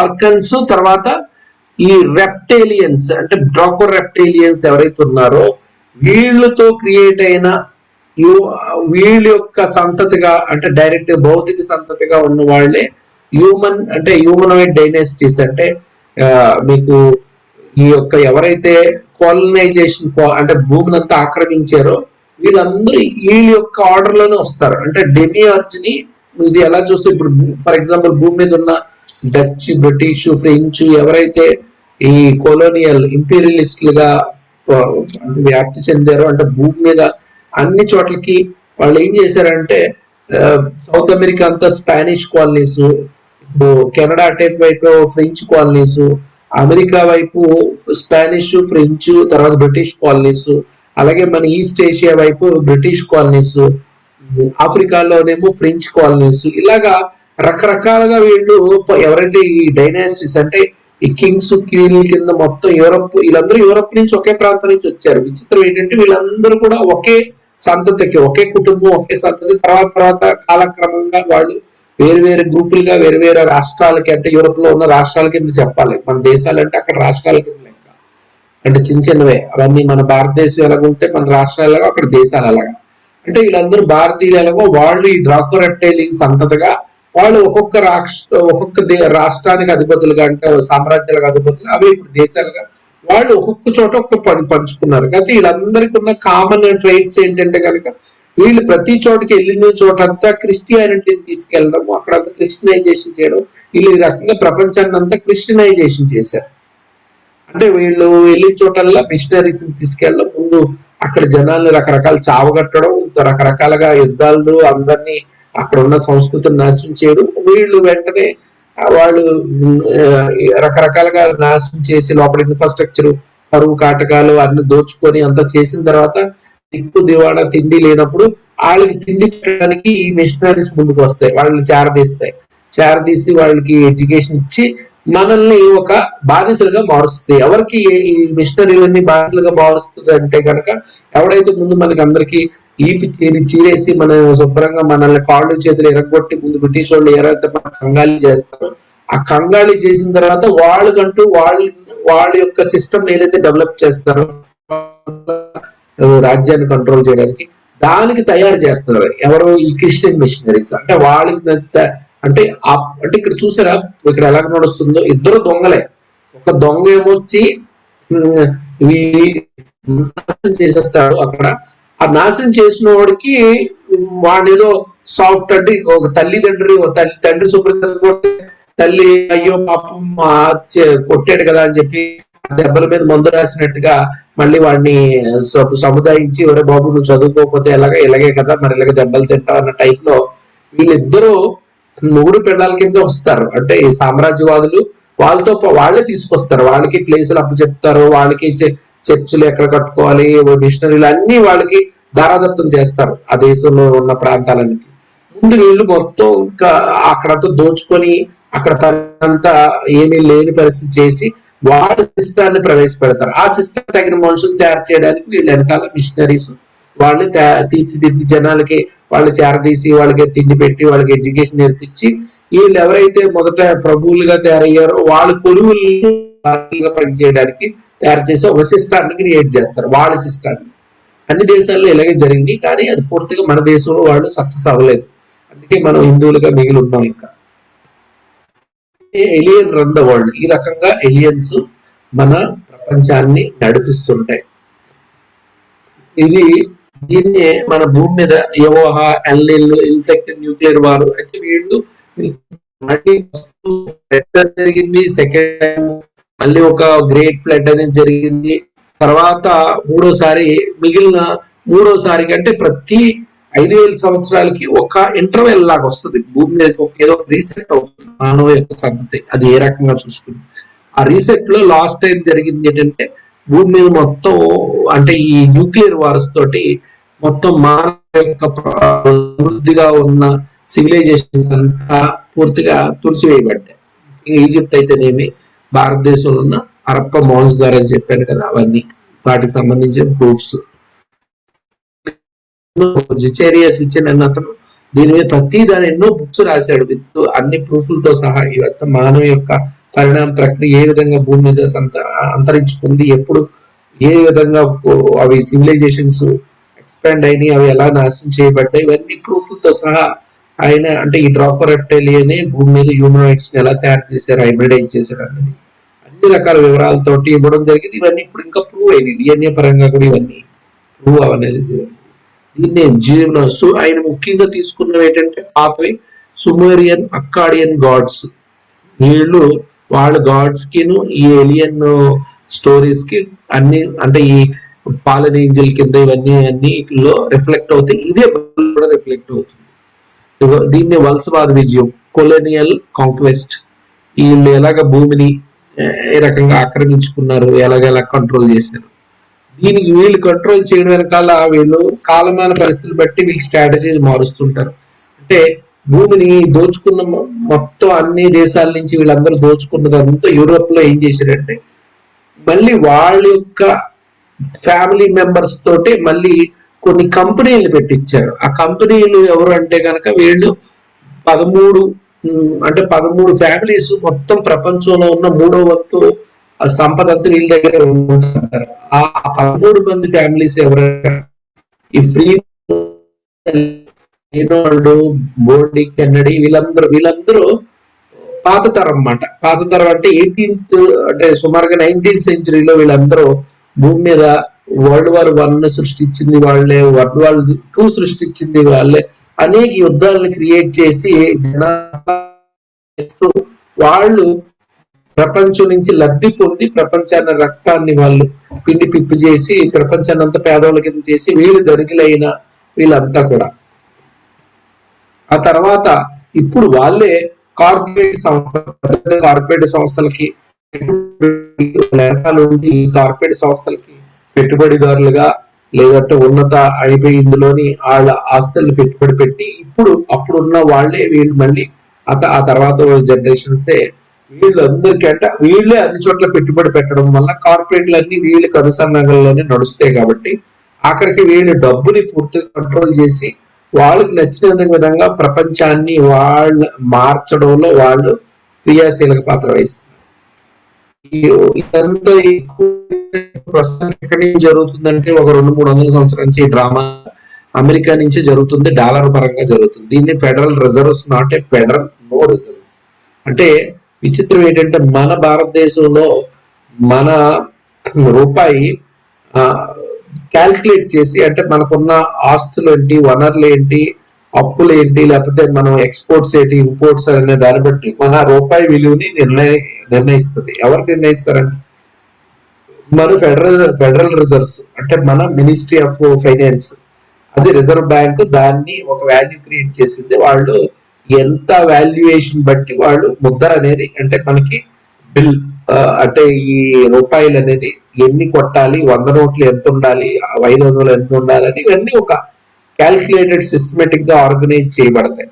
కానీ మనకంట 100 రెట్లు బలమైన అమెరికా డాలరు నిజంగా అది గవర్నమెంట్ ప్రింట్ చేయదు. ఇది ఒక పెద్ద నగ్న సత్యం. అంటే ఈ భూమి మీద అబద్ధం అనే మాయ అంత బలంగా పనిచేస్తుంది అనేది ఉదాహరణ. ఎందుకంటే ఇది ముందు చూపించిన ఫ్యామిలీలోనే, మీ కింద చూపించిన ఫ్యామిలీలోని, మొదట చూపించిన ఫ్యామిలీలో, ఇందులో ఫ్యామిలీస్ నుంచి ఇక్కడ చూడండి, రోత్ చైల్డ్ అని ఉంది. రోత్ చైల్డ్ అంటే ఈ రోత్ చైల్డ్ ఫ్యామిలీ వాళ్ళే ఈ డబ్బుల్ని ప్రింట్ చేస్తారు. వాళ్ళు అంటే ఇది ప్రైవేట్ బ్యాంక్ ప్రింట్ చేస్తుంది తప్పితే వీళ్ళు గవర్నమెంట్ ప్రింట్ చేయట్లేదు. చూసారా ఎంత జోకు. అంటే ఇక్కడ దీన్ని బట్టి అర్థం అవుతుంది ఏంటంటే కొంతమంది ప్రైవేట్ వ్యక్తుల చేతిలోనే అమెరికా నడపబడుతుంది. అక్కడ అన్ని ముందు బయటకు ఉండే పొలిటీషియన్ అంతా డ్రామా. అంటే వాళ్ళ ఆస్తులు, వాళ్ళ సంపన్నమైన, ఇప్పుడు నేను చెప్తున్న రాకోరెట్టెల్ ఎవరైతే ఒకప్పుడు రాయల్స్ గా మారారో వాళ్ళే తర్వాత ఫైనాన్సర్స్ గా మారి వాళ్ళే వరల్డ్ బ్యాంక్ నడిపిస్తూ ఆ వరల్డ్ బ్యాంక్ ద్వారా ఈ కార్పొరేట్ సంస్థలు నడిపిస్తున్న వాళ్ళే ఈ రూపాయలు కూడా వాళ్ళ ఫ్యామిలీ వాళ్ళే ప్రింట్ చేసి వాళ్ళకు అనుకూలంగా వాళ్ళ డాలర్ ని ప్రింట్ చేసి డాలర్ ని వాళ్ళకు అనుకూలంగా మరింత దాని వాల్యూని వాళ్ళకి ఎలా కావాలంటే అలా పెంచుతున్నారు. గవర్నమెంట్ కి తో సంబంధం లేదు, అమెరికా డాలర్ కి అమెరికా సంబంధం లేదు చెప్పదగ్గ విషయం. వీళ్ళు దాన్ని రకరకాలుగా అమెరికా ద్వారా ప్రపంచాన్ని బయటిచ్చి కంట్రోల్ చేసి ఇవన్నీ మనం చూస్తున్నాం. మొన్న ఇరాన్ విషయంలో కానీ, అంటే వాళ్ళ యొక్క డాలర్ కంపల్సరీ ప్రతి చోట అదే నడవాలి. ట్రేడింగ్ లోని, ప్రతి వ్యాపారాల్లో, లావాదేవీల్లో, ప్రపంచంలో ఏ దేశంలో అప్పు ఇవ్వాలన్నా గొడవలు పెట్టి దేశాన్ని నాశనాలు చేసి మళ్ళీ కన్స్ట్రక్ట్ చేయడానికి అప్పులు ఇవ్వడము, ఇదంతా చేసి వాళ్ళ యొక్క డాలర్ ని ఎప్పటికప్పుడు వాల్యూ పెంచుకొని నిలబెట్టడంలో ఈ ఫ్యామిలీలే వాళ్ళకి, అంటే అమెరికాను వాడుకుంటున్నారు. అమెరికా ద్వారా ప్రపంచాన్ని పిండి పిప్పు చేసుకొని ఫైనాన్షియల్ గా చేస్తారు. దీనివల్ల ఏంటి, అదే కాకుండా ఫర్ ఎగ్జాంపుల్ ఎక్కువగా ఈ సంపాదనలో వీళ్ళకి ఈ ఫార్మసీ నుంచి కూడా విపరీతంగా వీళ్ళు ఫార్మసీ కంపెనీల్లో విపరీతం పెట్టుబడి పెట్టున్నారు. కాబట్టి ఫార్మసీ కంపెనీలు చాలా, అంటే ప్రపంచంలో ఎక్కువ ట్రేడింగ్ అమెరికా నుంచి ఏం జరుగుతుందంటే యుద్ధ సామాగ్రిని వాళ్ళు తయారు చేసి వాళ్ళే గొడవలు పెట్టి రెండు వైపులు కూడా కొట్టుకోవడానికి వాళ్ళకి కావాలి కాబట్టి మళ్ళీ వీళ్ళే వాళ్ళకి అమ్ముతారు అన్నమాట. అంటే శవం మీద పైసలు ఏరుకునే రకంగా వాళ్ళకి యుద్ధ సామాగ్రిని అంతా వాళ్ళు తన్నుకోవడానికి, ఇంకా యుద్ధాలు జరిగి ఇంకా అయితే వాళ్ళు ఇంకా పెరుగుతూనే ఉంటారు వాళ్ళు. ఎందుకంటే ప్రపంచంలో ఎంత యుద్ధాలు కొట్టుకున్న కొలది చాలా కాస్ట్లీ ఉంటాయి వెపన్స్. ఒక గంట చేసే యుద్ధము కొన్ని కోట్ల రూపాయలు ఖర్చు ఉంటుంది. రోజుల తరబడి చేస్తే కనుక కొన్ని బిలియన్స్, అంటే వాళ్ళ యొక్క ధనమంతా ఉష్కాకి అయిపోతుంది. అంటే వాడు ఎన్ని రకాలుగా ప్రపంచం కుంగిపోద్దో వాళ్ళు అంతగా లబ్ధి పొందుతారు. ఎందుకంటే వాళ్ళ దగ్గర వెపన్స్ కొనాలి, అదంతా పూర్తిగా కుంగిపోతాయి. ఆ రెండు దేశాలు కొట్టుకున్నవి తర్వాత వాళ్ళు నాశనం అయిపోయిన దేశాన్ని మళ్ళీ రీకన్స్ట్రక్ట్ అవ్వాలంటే వాళ్ళకి అప్పులు ఇచ్చేది కూడా వాళ్ళ బ్యాంక్ నుంచే, వరల్డ్ బ్యాంక్ ఇస్తుంది. అంటే ఒక విధంగా వీళ్ళు రెండు రకాలుగా వాళ్ళు యుద్ధ పరికరాల ద్వారా వాళ్ళు కొనగొట్టుకుంటున్నారు. కంట్రీ పూర్తి నాశనం అయిపోయినాక మళ్ళీ వాళ్ళకి అప్పులు ఇచ్చి వాళ్ళని పూర్తిగా వాళ్ళు కబ్జా చేసుకుంటున్నారు. ఈ విధంగా ఈ వారుల ద్వారా ఏ రకంగా డాలర్ ని బలపరుచుకుంటున్నారు. అదే విధంగా ఈ పరిక్రమల్లో, అంటే వీళ్ళకి సరైన తిండి లేక, సరైన ఇన్ఫ్రాస్ట్రక్చర్ లేక, సరైన ఆహారం లేక వాళ్ళు మాల్ ఫంక్షన్ అయిపోయి యుద్ధాల పరంగా అయితేనేమి జనాలు ఏవైతే ఇబ్బంది పడి సరైన ఫుడ్ లేక వాళ్ళకి జబ్బులు వస్తాయో ఆ జబ్బులకి మళ్ళీ వీళ్ళు మెడిసిన్స్ మళ్ళీ వాళ్ళకి విపరీతంగా ఖర్చు అవుతుంది. కాబట్టి వీళ్ళు మెడిసిన్ ద్వారా కూడా సంపాదిస్తారు. ఆ మెడిసిన్ తీసుకున్న వాళ్ళు ఏమవుతారు, మెడిసిన్లు వేసుకున్న కొద్ది వాళ్ళు ఎన్నో జబ్బులకు కారణం అవుతాయి. మెడిసిన్స్ కెమికల్ మెడిసిన్స్ కాబట్టి దానివల్ల వీళ్ళు ఎన్నో రకాలుగా ఈ ఫార్మా ఇండస్ట్రీల ద్వారా కూడా మనుషుల యొక్క ప్రపంచంలో ఉన్న వాళ్ళందరినీ బ్లడ్ ని తాగుతూ వాళ్ళు ఈ భౌతికంగా కూడా ఈ విధంగా ఎదుగుతున్నారు. ద ఫార్మసీ అంటే సీక్రెట్ ఆఫ్ అంటే దీన్ని గ్లోబల్ డ్రగ్ మాఫియా అంటారు. దీన్ని American murder association actually American medical association ని అమెరికన్ మర్డర్ అసోసియేషన్ గా ఇక్కడ చెప్పబడింది.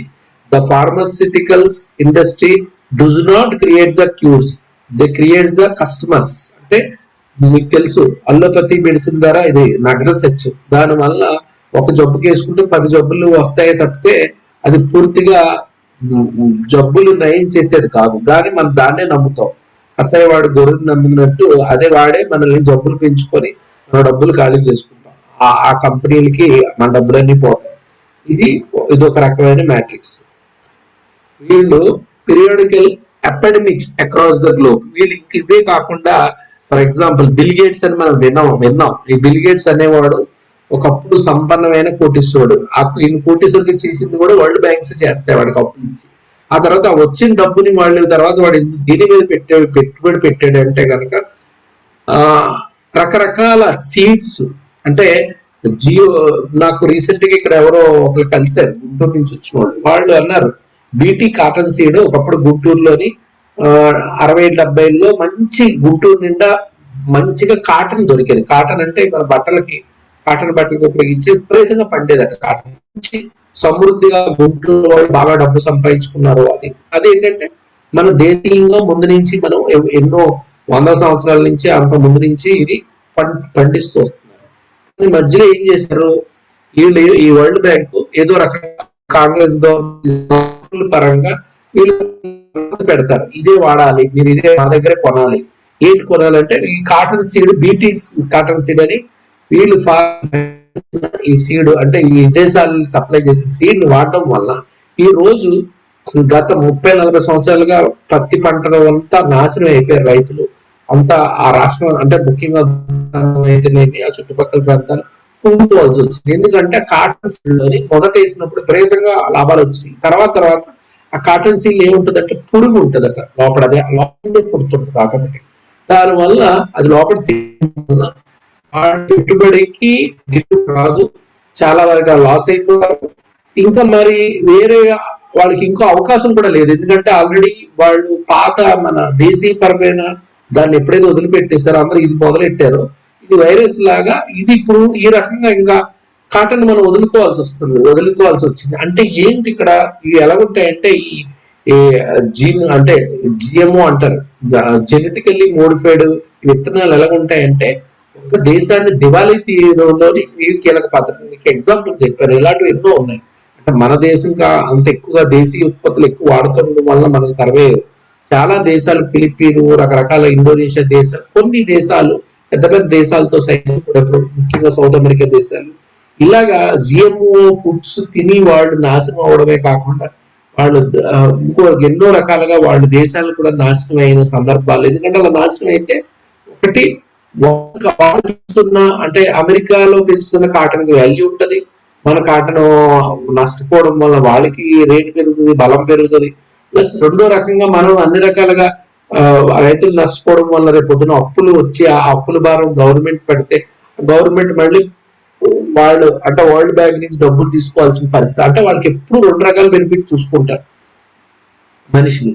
ఆ రకమైన ఇలాంటివి ఎన్నో స్కామ్స్ వాళ్ళవన్నీ కూడా ఇవి ఒక్కొక్కటి చెప్పుకుంటూ పోతే నేను ఎగ్జాంపుల్ చెప్పాను. ఇవన్నీ రకరకాలైన స్కామ్స్ మనల్ని అన్ని దేశాలని మట్టు పెట్టడానికి వీళ్ళు ఉపయోగించే స్కామ్స్. ఇంకా మీరు వేరేగా చెప్పక్కర్లేదు, కరోనా అనేది అందరికీ తెలిసింది, ప్రూవ్ అయింది. అది ల్యాబొరేటరీలో పుట్టించిన ఇది వైరస్. అంటే ఈ అమెరికాలోనే పుట్టించడం జరిగింది, అది చైనాకి ట్రాన్స్ఫర్ అయింది. ఇది యాక్చువల్ గా ఇది చేసింది అమెరికా. చైనా పేరు మీద మొత్తం ప్రపంచానికి వాళ్ళకి అంటే వాళ్ళ చేతులు కడుక్కున్నారు, చేతులు దులుపుకున్నారు. ఈ కోవిడ్ అనేది కూడా మానవుడు తయారు చేసిన వైరస్. ఇది మొత్తము ఏమేమో మనకు తెలుసు భూమి మీద. ఇది గత టైంలో ఎన్ని దేశాలు ఎలాగా నష్టపోయినాయి, భూమి మీద అంతా ఎంత క్రైసిస్, మానవ యొక్క పరిణతి ప్రగతి ఏ రకంగా కుదేలైపోయింది అన్నది. వాళ్ళు ఎందుకు ఇలా చేస్తారంటే అలా చేయడం వల్ల వాళ్ళకి ఎన్నో రకాల ప్రయోజనాలు ఉంటాయి. ఎన్నో రకంగా వాళ్ళు మొత్తం మానవ యొక్క అంటే కూడా ఆఫ్ చేస్తారు, నాశనం చేస్తారు. ఇది కోవిడ్ క్రైసిస్ మనకి తెలుసు.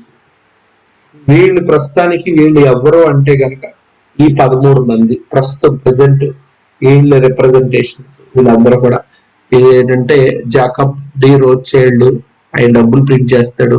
తర్వాత ఏమో Nathaniel Baron, John de Rothschild, Sir Evelyn Rose, అంటే ఇదంతా రోడ్ చైల్డ్ ఫ్యామిలీ. ఇందులోని వీళ్ళు చాలా కీలకమైన, అంటే money control, world bank money అన్ని వీళ్ళే మీరు ఇక్కడ చాలా ఇంపార్టెంట్ చూడదగ్గది ఏంటంటే నెంబరు 8% చూడండి. 8 జాగ్రత్త గుర్తుపెట్టుకోండి. 8 జార్జ్ సోరస్. ఈ దుర్మార్గుడు మీకు ఎందుకు నేను మోడీని అవుట్లెట్ గా నేను ప్రే చేస్తాను, అతని గొప్పతనాన్ని నేను ఎందుకు ఇచ్చేస్తానంటే మోడీ గవర్నమెంట్ పడగొట్టడానికి, మోడీని దిగజార్చడానికి, మోడీని నాశనం చేయడానికి, భారతదేశాన్ని మళ్ళీ పాత పరిస్థితుల్లో తీసుకెళ్ళడానికి మనం అడుగుతున్న ఒక 10 సంవత్సరాలు కాంగ్రెస్ గవర్నమెంట్ ఏ పరిస్థితుల్లో ఎంత దిగజారు ఉన్నామో, అంటే అప్పుల పరంగా, లేకపోతే దేశీయ పరంగా, సమస్యల పరంగా, తీవ్రవాద పరంగా, ఇలాగ జిఎంఓ అంటే విదేశాల నుంచి వచ్చిన విత్తనాల్లో ఆధారపడి వాటిని, లేదా అక్కడ మందులు ఇవన్నీ విదేశాల మీద ఆధారపడే విధంగా ఎన్ని రకాలుగా దిగజార్చు ఉన్నామో ఆ స్థితికి అంటే ఆ స్థితికి తీసుకెళ్ళడానికి కీలక పాత్ర, ప్రత్యేకించి మన భారతదేశాన్ని మళ్ళీ వెనక్కి తీసుకెళ్ళడానికి మీకు తెలిసి ఉంటుంది. చాలా ఇంత ముందు మనకు స్టోరీలో విన్నాము. ఇతని గురించి బాగా పేరు వినికడి. ఈయన టార్గెట్ అంటే సౌత్ ఏషియన్ కంట్రీలని పూర్తిగా చెప్పు చేతల్లో పెట్టుకోవడం, దిగజార్చడం, దాని నుంచి లబ్ధి పొందడానికి ఎన్నో రకాల కుతంత్రమైన, అంటే అన్ని రకాల, ఇప్పుడు మన బంగ్లాదేశ్ లో జరిగిన గొడవలు కానీ, ఇటు పాకిస్తాన్ నుంచి భారతదేశం మీద వచ్చే వ్యవహారాలు కానీ, ఇంకా మనలో ఉండి, అంటే ఇది క్రిస్టియన్ లేకపోతే చర్చిల ద్వారా, లేదు అంటే మిషనరీలకి ఫండింగ్ చేసి మనకు వ్యతిరేకంగా జగన్ లాంటి వాళ్ళు తయారు చేయడం, ఇవన్నీ వీళ్ళే. ఈ జార్జ్ సోరస్ కి ప్రత్యక్షమైన కనెక్షన్ ఉంది. అక్కడి నుంచి ఈ ముఖ్యంగా మిషనరీస్ పరంగా డబ్బులు పంపు చేయడం, 100 కోట్లు. అది ఈవెందో నేను ఓపెన్ గా చెప్తున్నాను, ఎందుకంటే ఇవన్నీ ప్రూవ్ అయినాయి, అందరికి తెలిసింది, ఇవన్నీ వార్తల్లో వచ్చింది. అంటే ముఖ్యంగా మోడీని అంటే గవర్నమెంట్ పక్క తప్పించడానికి అంతర్యుద్ధం, అంటే దేశంలోనే రకరకాల గవర్నమెంట్ తిరుగుబాటు చేసే వ్యవస్థలన్నింటినీ కూడా వీళ్ళు బలోపేతం చేస్తారు. ముఖ్యంగా ఇతనితో డైరెక్ట్ కనెక్షన్ లో ఉంటాడు రాహుల్ గాంధీ. ఎన్నోసార్లు ప్రూవ్ అయింది. అంటే రాహుల్ గాంధీకే కాకుండా రాజస్థాన్ లో ఒకసారి పెద్ద రైతులు ఆందోళన జరిగింది, దానికి ఫండింగ్ చేసింది కూడా ఇతని. అంటే భారతదేశంలో జరిగే భారీ ఎత్తు ఆందోళనలు కానీ, భారీ ఎత్తున రిలీజియస్ ఏమన్నా జరిగితే కనుక దాన్ని ప్రత్యక్షంగా, అంటే నేను ఇప్పుడు ఇవన్నిట్లో చెప్తున్నాను, ఎంత స్పష్టంగా ఉంది ఈ పిక్చర్ మనకి. మనం గుడ్డిగా ఎందుకు జడ్డిగా బతుకుతున్నాము అనే దానికి నేను చెప్తున్నాను. ఈ జార్జ్ సోరస్ అనేది పరమ దుర్మార్గుడు. ఇతనే అదాని మీద అప్పుడు పెద్ద ఇష్యూ క్రియేట్ చేసింది ఇతనే. అప్పుడు చాలా క్రిటికల్ అయింది భారతదేశానికి. అదానికి సడన్ గా అతను షేర్ ధరలో కిందకి దిగజారిపోవడం అయిపోయింది. అప్పుడు చాలా క్రైసిస్.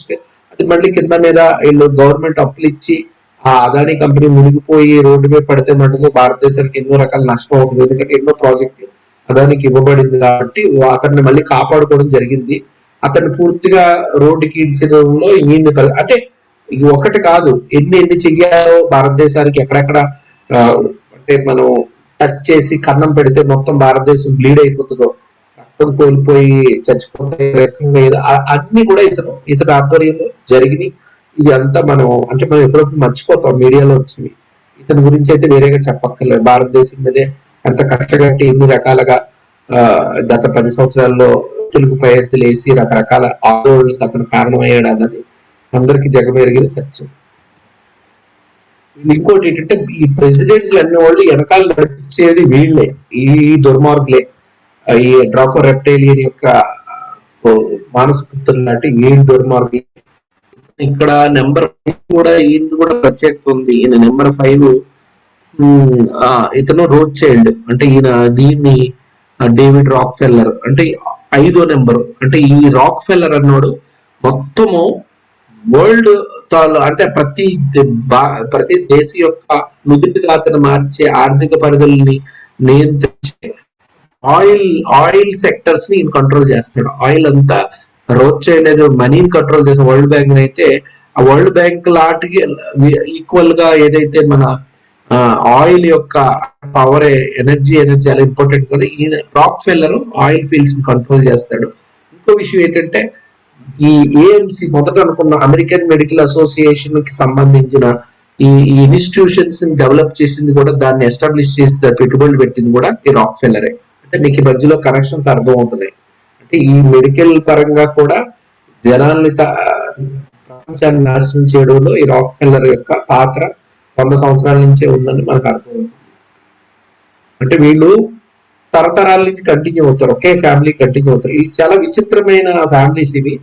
వీళ్ళందరూ డైరెక్ట్ గా ఒక ఎపిస్టీన్ కల్చర్ లోంచి ఉంటారు, వాళ్ళు కనెక్ట్ అయి ఉంటారు. వీళ్ళకి చాలా కాన్స్పిరసీస్ ఉన్నాయి. వీళ్ళు డిఫరెంట్ అంటే ఒక నిజంగా వీళ్ళు పిశాచాల కిందే బతుకుతుంటారు. వీళ్ళు పిశాచమైన సంస్కృతి, పిశాచాలకు సంబంధించిన వ్యవహారాలు, ఆలోచనలు వీళ్ళే వెనకాల ఉంటే వీళ్ళ యొక్క తోటే ఈ గవర్నమెంట్ నడుస్తుంది. గవర్నమెంట్స్ ఏం కాదు, ఉత్తి పొపెట్స్. వీళ్ళు అమెరికా జనాలు ఏమనుకుంటారంటే ప్రెసిడెంట్లు వీళ్ళ ఎలక్షన్ లో ఏది ఒకళ్ళేమో డెమోక్రాట్లు ఒకళ్ళేమో రిపబ్లికన్స్ ఉంటారు. వాళ్ళిద్దరూ వెనకాల నడిపించేది వాళ్ళే. ఎప్పుడు ఎవడు ఉండాలి, ఎవడుంటే కరెక్ట్ అనేది ఈడు గెలిపించడం, వాడిని పక్కన కూర్చోమనడం, ఇంకోటి ఈ ఎప్పటికప్పుడు సిచ్యువేషన్ మారేటట్టు వీళ్ళందరూ జస్ట్ వాళ్ళని వెనకాల నడిపిస్తుంటే అది విషయం మనం ఇప్పుడున్న ప్రెసిడెంట్ వల్ల మన అందరికీ క్లియర్ గా అర్థమైంది వెనకాల ఎవరు నడిపిస్తున్నారు, డొనాల్డ్ ట్రంప్ మాట్లాడిస్తున్నారు అన్నది అందరికి తెలిసింది. ఎందుకంటే ఆయన ఎంత దారుణమైన తప్పులు చేసినా సరే ఆయన ఎవరిని తీసి పక్కన పడేయడానికి ఎవరికి సామర్థ్యం, శక్తి లేదు. అంటే ఈ విధంగా చెప్పాలంటే అమెరికాలో డెమోక్రసీ లేదు. మనం డెమోక్రటిక్ కంట్రీ అంటున్నాం, భారతదేశం అసలు చేసిన డెమోక్రటీ, వాళ్ళు డెమోక్రటిక్ అని చెప్పుకొని డూప్లికేట్ కంట్రీ అనేది ఇక్కడ మనకు స్పష్టం అవుతుంది. ఈ విషయాన్ని డూప్లికేట్ కంట్రీ అనేది ఇది చెప్పింది కాదు, ప్రెసిడెంట్ అంటే జాన్ ఎఫ్ కెనడీ ఈ విషయాన్ని పబ్లిక్ గా అండ్ గూగుల్ కొట్టి చూస్తే తెలుస్తుంది. ఇప్పుడు నేను చెప్పినవన్నీ కూడా ఆయన ఆల్రెడీ ఓపెన్ గా చెప్పాడు. ఈ అమెరికాని నడిపిస్తున్నది కొన్ని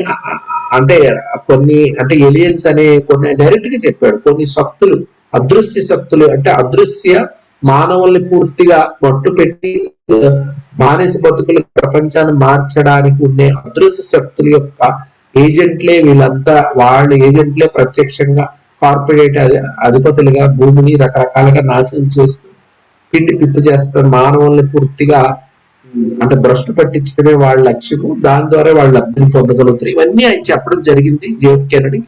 ఆయన అలా చెప్పిన ఏడు రోజుల్లోనే ఆయన చనిపోవడం జరిగింది, ఆయన షూట్ చేశారు.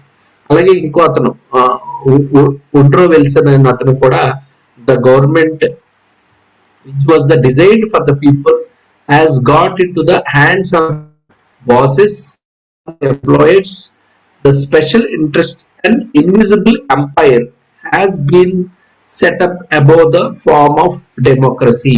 ఇది నేను చెప్పింది ఆయన చెప్తున్నాడు. అంటే ఇదంతా కూడా ఒక ఇన్విజిబుల్ ఎంపైర్, అంటే ఎవరు గమనించిన అంచనా లేని ఎంపైర్ భూమి మీద నడుస్తుంది. దానికి కొంతమంది పొలిటీషియన్ గా నియమించబడింది వాళ్ళ యొక్క సర్వెంట్ల కింద. వాళ్ళు దాన్ని డెమోక్రసీ పేరు మీద ఇది జరుగుతుంది అనేది ఈయన చెప్పాడు. ఇంకా కెనడీ అయితే చాలా డీటెయిల్ గా చెప్పాడు ఏజెన్స్ నడిపిస్తున్న ఇదంతా యంత్రాంగం అని చెప్పి. ఇదే విధంగా అబ్రహం లింకన్ కూడా ఇలాగే కొన్ని సత్యాలు, అంటే వీటిలన్నీ జరుగుతున్న ఈ దారుణమైన పరిణామ ప్రక్రియని అడ్డుకోవడానికి ఎప్పుడూ ప్రయత్నించాడు ఆయన. అంటే వీళ్ళిద్దరు తేడా ఏంటంటే ఈయన 18th సెంచరీలో ఉన్నాడు సుమారుగా. అంటే మొదట ఆయన అతను అంటే 19th సెంచరీ 1800 చిల్లరలో అబ్రహం లింకన్ ప్రయత్నించేదాడు. సుమారుగా ఒక 100 సంవత్సరాలు అటు ఇటుగా కెనడీ కూడా ఈ 20th సెంచరీలో ఈయన కూడా ప్రయత్నించారు. ఇద్దరు కూడా హత్య చేయబడ్డారు. అంటే దీన్ని బట్టి మనకి క్లియర్ గా అర్థం అవుతుంది అమెరికన్ డెమోక్రసీ డూప్లికేట్ డెమోక్రసీ. అందరూ ఒక సిస్టమ్ లో నడాల్సిందే, అందరూ కూడా పొపెట్స్ అనేది. అక్కడ డెమోక్రసీ లేదు, డెమోక్రసీ పేరు మీద ఒక డ్రామా నడుస్తుంది అనేది మనకి ఇక్కడ ఇప్పుడు వీళ్ళు కథనాలే మనకి స్పష్టంగా తెలుస్తుంది. దీని గురించి ఇంకా టెక్నికల్ గా ఇంకా ఖచ్చితంగా ఈయన ఎవరు మనకి ఇతను the great scientist, cosmologist, great scientist, భూమి మీద నా భూతో భవిష్యత్తు, భూమి మీద ఉన్న స్పేస్ కి సంబంధించిన ఇప్పటివరకు ఏ సైంటిస్టులు సాల్వ్ చేయని ఎన్నో విషయాల్ని ఈయన స్టీఫెన్ హాకిన్ సాల్వ్ చేశారు. ఈయన కూడా ఈ విషయం ఆయన నొక్కి చెప్పాడు ఏంటంటే ఈ భూమిని ఇంటర్వెన్ చేసే కొన్ని బలమైన శక్తులు, అంటే సెలెస్ట్రియల్ బీయింగ్స్ యొక్క ప్రభావం ఉంది అనే దానిలో సందేహం లేదు. ఎందుకంటే వీటికి పాసిబిలిటీస్ ఉన్నాయి. అంటే ఇదిగో Marshall Vian the Summer about the alien agenda. ఈయన అంటే ఇప్పుడు నేనంటే సైంటిఫిక్ ఎవిడెన్స్ కూడా తీసుకుంటాను. సైంటిస్టులు కూడా ఎంఫసైజ్ చేశారు క్లియర్ గా, aliens will destroy the earth. ఒక రోజు ఆఖరికి చెప్పేటట్టు ఎలియన్స్ పూర్తిగా భూమిని వాడుకొని భూమి మీద మానవుల్ని పూర్తిగా వాళ్ళ యొక్క రక్తాన్ని పిండి పిప్పి చేసి భూమిని నాశనం చేసి వాళ్ళు వెళ్ళిపోతారు. ఎందుకంటే వాళ్ళు ఎక్కడికన్నా వెళ్ళగలుగుతారు. వాళ్ళకి ఇలాంటి ఎర్త్ లో బోల్డ్ రకాల బోల్డ్ చోట్లకి వెళ్ళగలుగుతారు. వాళ్ళకున్న శక్తి సామర్థ్యాలు ఆ రకంగా ఉన్నాయి కాబట్టి అదే విషయం ఆయన చెప్పడం జరిగింది. వాళ్ళ యొక్క పర్పస్ అదే అని చెప్పి.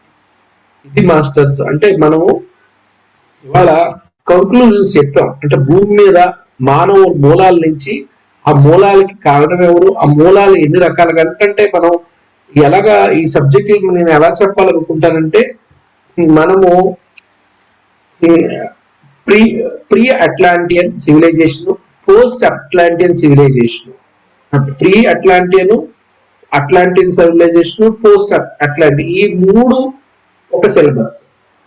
అట్లాంటియన్ ముందు ఏముంది పరిస్థితి, మానవ స్థితిగతులు ఏంటి, అట్లాంటిక్ టైంలో ఏం జరిగింది భూమి మీద, ఎవల్యూషన్, మానవ యొక్క ఎవల్యూషన్ అంటే అనేక గ్రహాంతరవాసులు వచ్చి ఏ రకంగా మానవుని వృద్ధి చేసాయి. తర్వాత పోస్ట్ అట్లాంటిస్ టైంలోని మానవ సంతతి ఏ రకంగా దిగజారింది, ఏలియన్స్ బీమ్స్ వచ్చి ఏ రకంగా దిగజారింది. తర్వాత ఆ దిగజారిన సంతతి మళ్ళీ డిస్కనెక్ట్ అయ్యి మళ్ళీ ఈజిప్ట్ నుంచి ఎలా కంటిన్యూ అయింది, స్లేవ్ అంటే హ్యూమనాయిడ్స్, ఈజిప్ట్ అనేది హ్యూమనాయిడ్స్ తోటే మొదలైంది.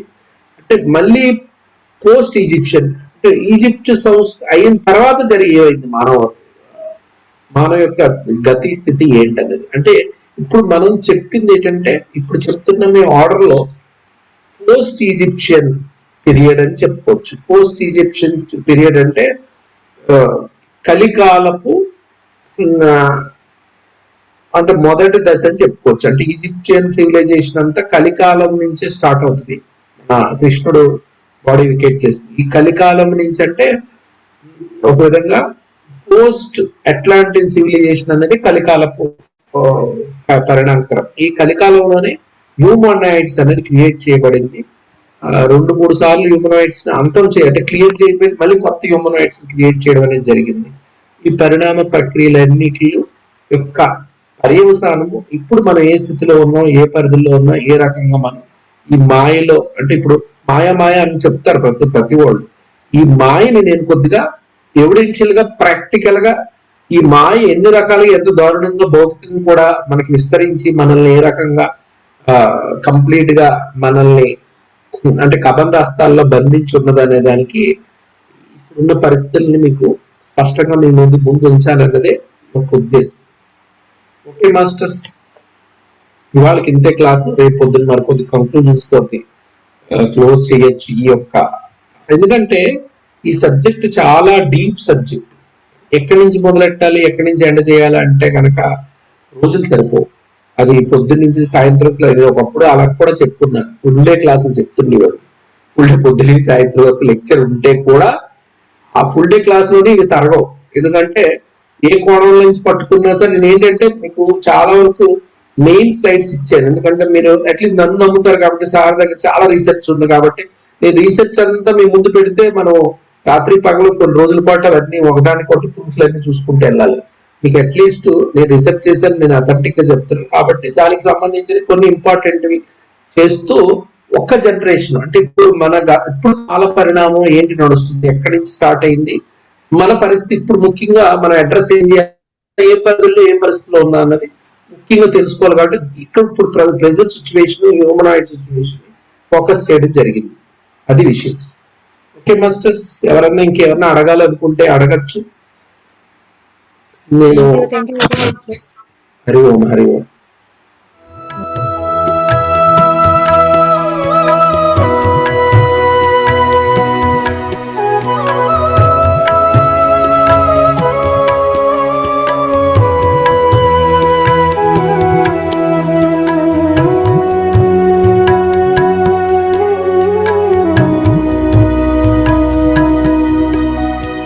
Ah